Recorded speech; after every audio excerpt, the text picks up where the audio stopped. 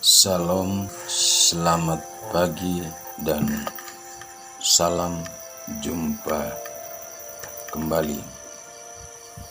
Bapak Ibu, para pendengar firman Tuhan pada renungan suara Sabda pagi di hari Senin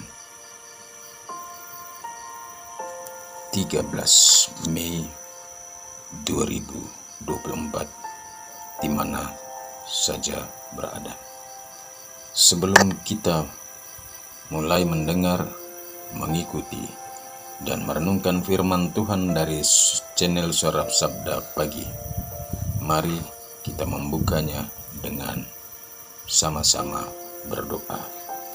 Dalam nama Bapa dan Putra dan Roh Kudus. Amin. Marilah berdoa. Allah Bapa Maha Pengasih, kami bersyukur atas rahmat sakramen baptis yang sudah kami terima. Semoga rahmat sakramen itu mengobarkan semangat kami untuk memberikan kesaksian akan cinta kasih Putramu, sebab Dialah Tuhan dan pengantara kami yang berkuasa kini dan sepanjang masa. Amin.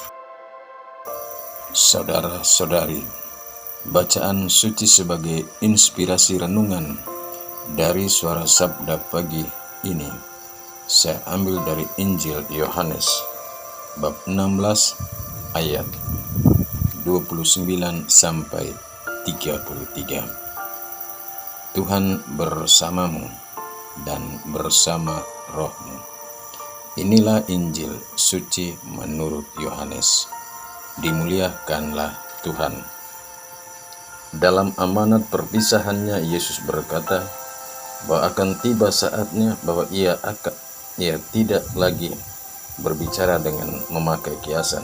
Maka para murid berkata kepada Yesus, "Lihat, sekarang engkau berkata-kata terus terang dan engkau tidak memakai kiasan.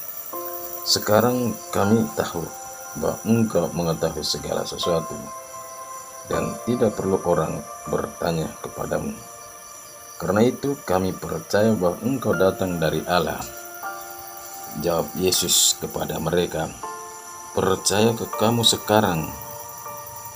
Lihat, saatnya datang, bahkan sudah datang, bahwa kamu diceraiberaikan masing-masing ke tempatnya sendiri, dan kamu meninggalkan aku seorang diri, sebab Bapa menyertai aku. Semuanya itu kukatakan kepadamu, supaya kamu beroleh damai sejahtera dalam aku. Dalam dunia kamu menderita penganiayaan, tetapi kuatkanlah hatimu, aku telah mengalahkan dunia." Tema renungan pagi ini saya beri judul Damai Sejahtera di Tengah Tantangan. Bapak Ibu, saudara-saudari, umat beriman dan para pendengar firman Tuhan dari channel Suara Sabda Pagi yang terkasih. Dalam kehidupan manusia di tengah dunia apapun pilihan hidup yang diambil, pasti punya tantangan, punya persoalan, punya kesulitan dan masalah. Dan hidup itu disebut berkualitas, bermakna dan bernilai kalau hidup itu sering mengalami tantangan dan dimurnikan oleh berbagai tantangan, dan orang mampu menghayati dan menghadapi serta mampu melewatinya. Hidup penuh tantangan, bermakna, berkualitas, itulah yang diingatkan oleh Yesus kepada para muridnya dalam amanat perpisahannya. Hal itu disampaikan Yesus sebelum ia pergi meninggalkan para muridnya. Bapak Ibu, para pendengar Suara Sabda Pagi, dalam Injil barusan kita mendengar Yesus memberikan kata-kata penghiburan kepada murid-muridnya sebelum dia disalibkan. Dia tahu bahwa mereka akan segera menghadapi banyak tantangan, pencobaan, dan kesulitan. Tetapi Yesus juga ingin para muridnya mengetahui bahwa mereka tidak sendirian dan bahwa dia telah mengalahkan dunia. Yesus membuka wartanya kepada para muridnya. Sebuah pernyataan retoris ini, akan tiba saatnya bahwa ia tidak lagi berbicara dengan tidak memakai kiasan. Dari pernyataan Yesus ini melahirkan pernyataan balik para murid kepada Yesus, yakni, "Lihat, sekarang engkau berkata-kata terus terang dan engkau tidak memakai kiasan." Pernyataan para murid ini menunjukkan bahwa mereka mulai memahami bahwa Yesus mengetahui segala sesuatu dan tidak perlu orang bertanya kepadanya.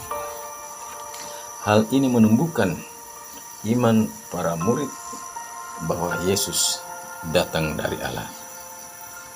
Atas pernyataan itu, Yesus memprediksi pencobaan yang akan datang. Ia pun memberitahukan murid-muridnya bahwa mereka akan dicerai-beraikan dan akan meninggalkan dia. Yesus juga mengatakan bahwa dia akan dibenci oleh dunia dan coba menawarkan damai sejahtera kepada murid-muridnya, dan berkata lagi bahwa para murid dapat memiliki damai sejahtera di dalam dia karena dia telah mengalahkan dunia. Bapak Ibu, para pendengar firman Tuhan dari channel Suara Sabda Pagi, sebagai orang percaya, kita juga banyak menghadapi tantangan, pencobaan, dan kesulitan dalam hidup. Namun kita dapat memiliki damai sejahtera di dalam Yesus Kristus karena Dia telah mengalahkan dunia dan bersama kita di tengah setiap masalah, persoalan, tantangan, dan pencobaan hidup.